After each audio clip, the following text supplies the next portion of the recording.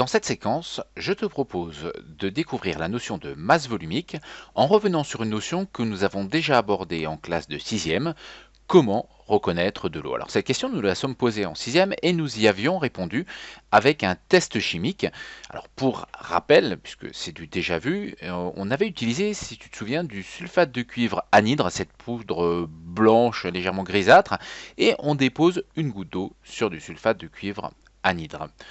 Ce que l'on observe, c'est que le sulfate de cuivre anhydre prend une coloration bleue. Tout de suite, je te propose de revoir cette manipulation en vidéo. Dès que l'eau entre en contact avec le sulfate de cuivre anhydre, on voit que ce dernier se colore en bleu. C'est la preuve de la présence d'eau. Nous venons de réaliser ce qu'on appelle un test chimique. Dans la partie leçon de ton cahier, tu vas donc prendre une nouvelle page et noter le titre principal, comment reconnaître de l'eau, et répondre à la question avec ce rappel de 6e. Première solution avec un test chimique, le sulfate de cuivre anhydre permet de détecter la présence d'eau. Il devient bleu en sa présence. Tu vas donc maintenant mettre la vidéo en pause, le temps de recopier cela avant de passer à la suite. Une autre méthode pour identifier l'eau est d'utiliser ce que l'on appelle sa masse volumique. Cette méthode fonctionne d'ailleurs pour tous les matériaux. Alors, pour comprendre ce qu'est la masse volumique, je vais te poser une question que l'on t'a déjà posée sans doute à de nombreuses reprises et dont la réponse est évidente. Qu'est-ce qui est plus lourd, 1 kg de plume ou 1 kg de plomb? Évidemment, ni l'un ni l'autre. 1 kg de plume pèse strictement la même chose qu'un kg de plomb. Et pourtant, il y a quand même une différence notable entre 1 kg de plume et 1 kg de plomb. C'est le volume que va occuper ce kilogramme. Tu as devant les yeux une photo qui te présente l'équivalent de 1 kg de plume. Tu vois qu'il en faut un grand sac. Alors que pour faire 1 kg de plomb, ce petit morceau de ceinture de plongée que tu vois ici à l'échelle d'une ceinture, pour te donner une idée de la taille, pèse également 1 kg. Son volume est donc beaucoup plus petit. Si on essaye de regarder les deux ensemble, les plumes et le plomb, voilà l'ordre de grandeur pour obtenir 1 kg de plume ou 1 kg de plomb. On comprend donc que si la masse est la même, le volume occupé n'est pas du tout le même. J'ai prononcé dans cette même phrase deux mots, masse et volume. Tu me vois venir, nous allons doucement avancer vers la masse volumique. Un autre exemple, je vais te montrer 5 cylindres. Ces 5 cylindres ont strictement la même masse et pour autant, ils n'ont pas le même volume. Ils pèsent la même chose, mais le cylindre de bois a besoin d'un volume beaucoup plus important que des cylindres métalliques, par exemple, pour peser la même chose. A l'inverse, je peux te montrer 5 cylindres qui, eux, ont strictement le même volume, mais en conséquence, ils ne vont pas peser la même chose. Forcément, le cylindre de bois va être plus léger qu'un cylindre métallique. Alors, qu'est-ce que c'est que cette fameuse masse volumique? Eh bien, la masse volumique, c'est la masse d'un volume donné, généralement 1 litre de quelque chose. C'est par exemple la masse d'1 litre d'eau, ou la masse d'1 litre de bois, ou la masse d'1 litre de laiton, ou la masse d'1 litre de n'importe quel autre métal. On peut aussi l'exprimer dans d'autres unités. Nous allons y revenir dans quelques instants. Pour calculer la masse volumique, c'est extrêmement simple. La masse volumique d'un matériau se note ρ, c'est la lettre grecque, ρ. Et pour obtenir cette masse volumique, tu vas devoir diviser la masse du matériau par son volume. Si la masse est exprimée en kilogrammes et le volume est exprimé en litres, ta masse volumique sera exprimée en kilogrammes par litre. Et très logiquement, si tu choisis d'utiliser les grammes pour la masse et les millilitres pour le volume, en divisant des grammes par des millilitres, on obtiendra des grammes par millilitre. Je te propose maintenant de mettre cette vidéo en pause, le temps nécessaire pour recopier cela dans ta partie leçon à la suite de ce que tu as déjà noté.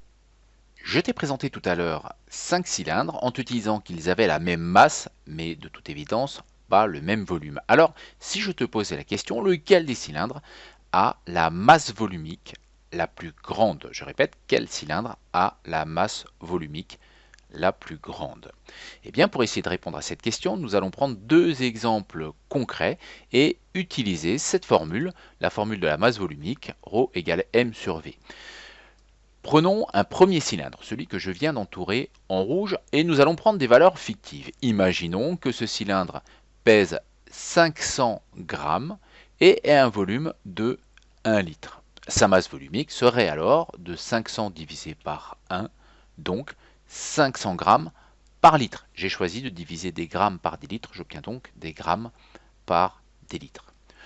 Considérons maintenant le cylindre plus grand, le cylindre de bois. On va imaginer, pour faire simple, qu'il est 2 fois plus grand que le précédent cylindre.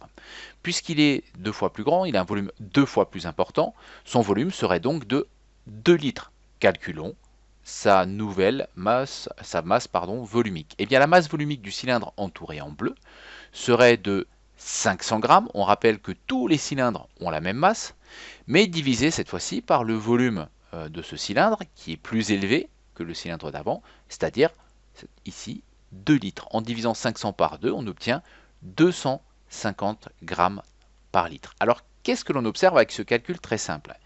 À masse égale, plus un objet est volumineux, plus sa masse volumique est faible. Et à l'inverse, à masse égale, plus le volume d'un objet est petit, plus sa masse volumique est grande. Donc le cylindre entouré en rouge a une masse volumique plus élevée, 2 fois plus élevée que celui entouré en bleu. En extrapolant, on peut facilement deviner que, à masse égale, plus le volume est petit, plus la masse volumique est importante. Les deux cylindres qui auront donc la masse volumique la plus importante sont ici les deux plus petits. Nous n'allons pas faire de calcul, mais c'est relativement simple à comprendre. Grâce à cette notion de masse volumique, nous allons pouvoir identifier de nombreux matériaux puisqu'il existe des tableaux de correspondance entre un matériau et la masse volumique. Un matériau qui aurait par exemple une masse volumique de 8 et qui plus est une apparence métallique aurait par exemple de grandes chances d'être du fer. Tu sais maintenant calculer la masse volumique grâce à la formule ρ, masse volumique, égale masse divisée par volume. Maintenant, pour déterminer expérimentalement la masse volumique de quelque chose, il va bien sûr falloir que tu sois capable de mesurer à la fois la masse et le volume de cet objet ou de ce liquide. Alors, je te propose de commencer par la mesure du volume et nous allons nous atteler, puisqu'on veut identifier de l'eau, à la façon de mesurer le volume d'un liquide. Alors, pour mesurer le volume d'un liquide, nous allons utiliser une éprouvette graduée. Impossibilité de manipuler oblige, je me propose de faire la mesure du volume pour toi en te montrant quelques erreurs à ne pas faire. Première erreur, pour des questions de confort, je prends l'éprouvette graduée en ma main et essaie d'évaluer le volume. Et là, je te laisse imaginer ce qui ne va pas. Si tu regardes l'éprouvette graduée que j'ai en main, est-elle bien verticale? Pas du tout, elle est penchée et forcément si on penche l'éprouvette graduée, eh bien la lecture du volume sera faussée. Donc jamais on ne mesure un volume en ayant l'éprouvette graduée en main. Il faudra toujours la poser à plat sur la table. Alors, j'ai posé l'éprouvette sur la table et j'ai pris en photo ce que je vois et je te laisse deviner ou essayer d'imaginer si la méthode que j'utilise est cette fois-ci la bonne. Eh bien la réponse est non. Il y a ici un deuxième problème, c'est que je regarde le volume de haut. Je ne mets pas mon œil à la hauteur du liquide. Et le problème, c'est que cela crée un effet de parallaxe. La parallaxe, ça veut dire qu'on a l'impression que le volume ou que le niveau d'eau est plus haut ou plus bas qu'il ne pourrait être réellement. Ici, on le voit un petit peu plus haut. Tu vas rapidement comprendre. Alors, dans la graduation, on voit bien, on est à 50, 70, 90, 110. Et donc, on pourrait estimer, vu d'ici, que le volume est de 120 millilitres.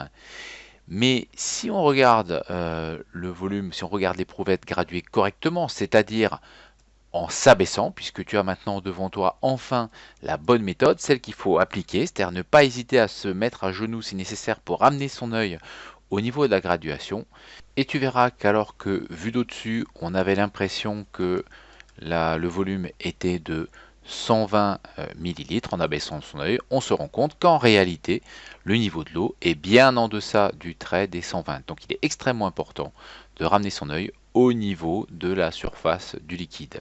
Concernant la lecture du volume à présent, je te propose pour commencer de commencer par un cas simple qui va tomber sur une valeur entière. Donc rappelons-nous du fonctionnement de la graduation. Nous avons ici le trait de 70 millilitres, ici c'est 90, donc 70, 80, 90, 100 millilitres. Et là se pose une question. est-ce que on voit ici une espèce de trait noir de surépaisseur, on ne sait pas trop ce que c'est, donc finalement, que doit-on prendre en compte? Est-ce que la valeur est de 100 millilitres?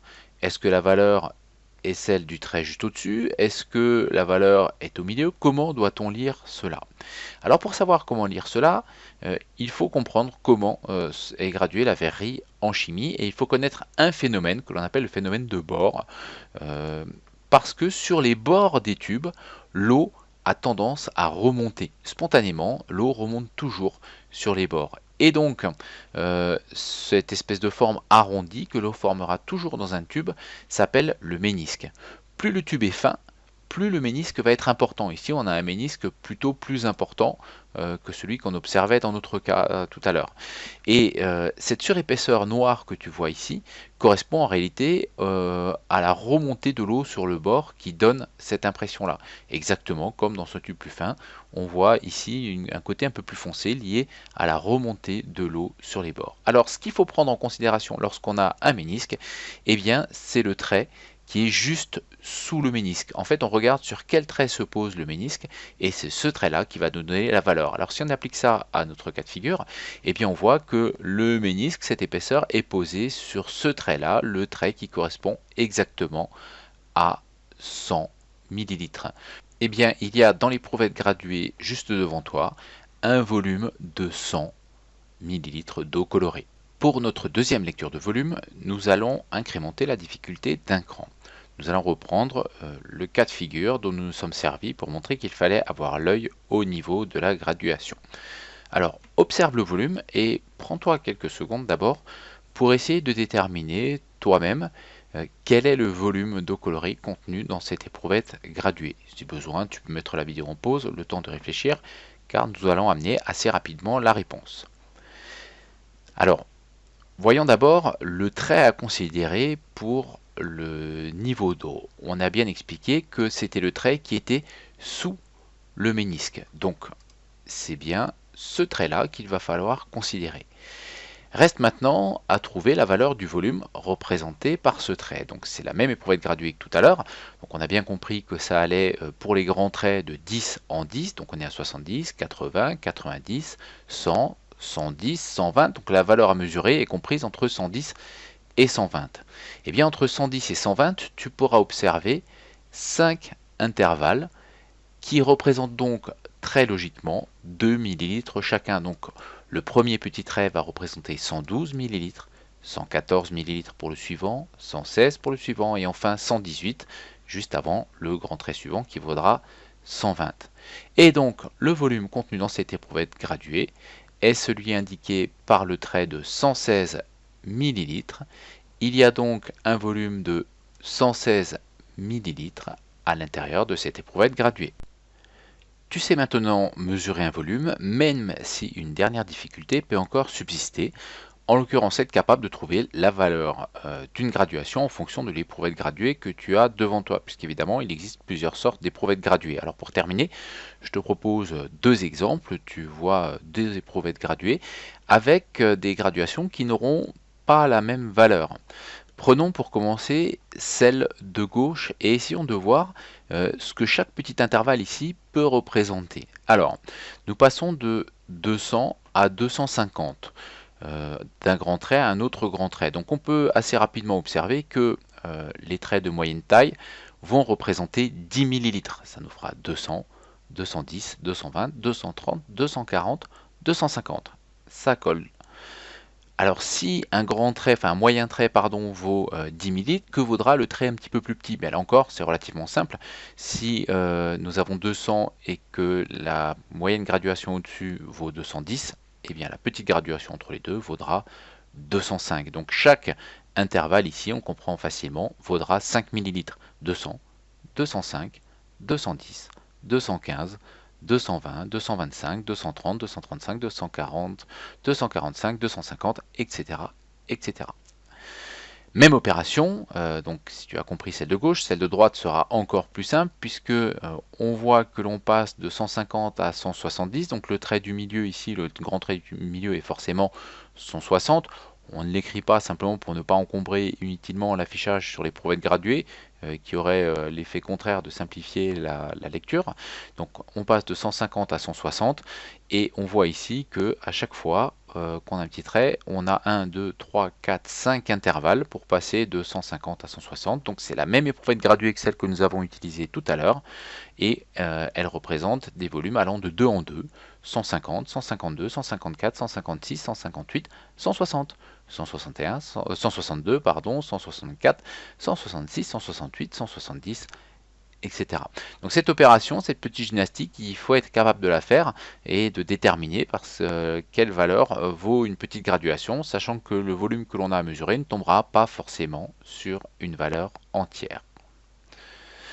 Tu sais maintenant tout ce qu'il y a à savoir sur la mesure d'un volume et je te propose de coller dans ta leçon la fiche méthode que tu pourras imprimer car je te la joins, tu l'auras en pièce jointe au travail que je vais vous donner ou alors que je te remettrai en classe pour que tu puisses la coller. Donc dans un premier temps, le choix des éprouvettes graduées, bien entendu elle doit être assez grande pour contenir le volume qu'on souhaite mesurer. On ne prendra pas une éprouvette graduée de 50 ml si on nous demande d'en mesurer 150. Une fois l'éprouvette graduée choisie, tu devras déterminer la valeur d'une graduation. Sur l'éprouvette de gauche, par exemple, eh bien, tu observeras que chaque graduation vaut 1 ml, alors que sur celle de droite, elle est graduée de 2 en 2, donc une graduation représentera 2 ml. Enfin, tu penseras que ton œil doit se trouver au niveau de la surface du liquide, ni au-dessus ni en dessous, et que le ménisque, donc l'arrondi généré par le fait que l'eau remonte sur les bords, que toi tu verras à cause de la petite épaisseur, et donc du côté un peu plus foncé que cela génère, doit être posé sur la graduation. On lit la graduation juste en dessous. Donc, partie leçon, tu vas noter le titre, comment mesurer un volume, et coller la fiche méthode que tu viens de voir il y a quelques secondes. Mets la vidéo en pause, le temps nécessaire avant de passer à la suite. Enfin, et à la suite de la fiche méthode, tu vas noter que un volume peut se mesurer en litres, c'est l'unité qu'on utilise le plus souvent dans notre vie courante, ou en mètres cubes, quand il s'agit de grands volumes, on utilisera assez souvent le mètre cube. En physique-chimie, nous allons mesurer ce volume très souvent avec une éprouvette graduée, mais on verra un petit peu plus tard que pas que. On peut utiliser d'autres verreries pour mesurer un volume, éventuellement avec plus de précision. Il te faudra également retenir que 1 litre vaut 1000 millilitres. Mais si tu as bien travaillé la partie conversion d'unité que je vous ai donnée il y a quelque temps, cela ne devrait poser aucun problème. À connaître également, et ça nous ne l'avons pas encore travaillé cette année, l'équivalence entre litre, mètre cube et décimètre cube. Alors il faut connaître par cœur le fait que 1 litre vaut 1 décimètre cube. Tu pourras également retenir, même si c'est moins important, que 1 millilitre vaut 1 centimètre cube. Et nous n'allons pas le noter, mais je te le dis oralement, 1 mètre cube représente ou est égal à 1000 litres. Nous reviendrons sur cette équivalence litre, mètre cube, décimètre cube, centimètre cube dans une vidéo sur les conversions de volume justement entre litres et mètre cube. Tu vas maintenant mettre la vidéo en pause, le temps de recopier cela dans ta leçon et nous passerons à la suite.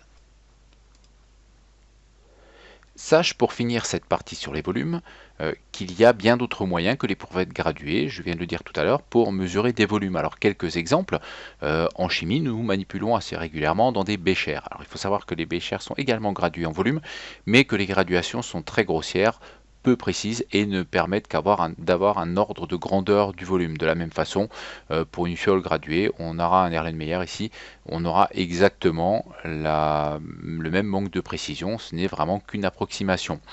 Sans aller jusqu'au laboratoire de chimie, chez toi, à la maison, tu as très probablement un verre mesureur qui te permet de mesurer des volumes de liquide pour les recettes de cuisine. Il existe ici aussi pour mesurer des petits volumes, ce que l'on appelle des pipettes graduées. Donc on va aspirer à l'aide d'une poire qui est positionnée juste au-dessus. On va aspirer le liquide dans la pipette graduée et on pourra ainsi récupérer un volume relativement précis de liquide.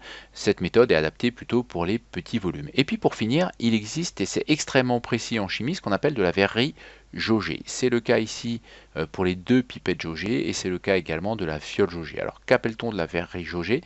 C'est sans doute la graduation la plus précise et donc la verrerie que l'on doit utiliser lorsque l'on veut être très précis. C'est d'ailleurs l'immense avantage de cette verrerie.